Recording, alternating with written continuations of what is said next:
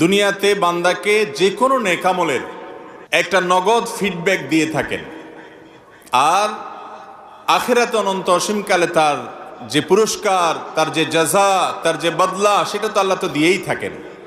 ওয়াদা গোটা কোরআন জুড়ে আল্লাহ তাআলা সেটাই করেছেন।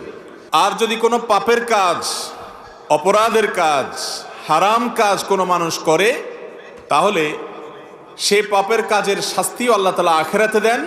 কিন্তু কিছু কিছু পাপ, কিছু কিছু অপরাধ আছে, যে গুনাহগুলো, যেই অপরাধগুলোর কারণে আখিরাতের শাস্তি তো আছেই, নগদ দুনিয়াতে মৃত্যুর আগেই আল্লাহ তাআলা তার একটা শাস্তি আস্বাদন করান। এরকম 7টি পাপের সাথে আজ আমরা পরিচিত হব, যে পাপগুলোর প্রত্যেকটির সাথে আমাদের অনেক মানুষের সম্পর্ক আছে, আবার অনেকের প্রত্যেকটির সাথে না থাকলেও কোনো না কোনোটার সাথে সম্পর্ক আছে। আমরা আজকের আলোচনা শুনবো এই উদ্দেশ্যে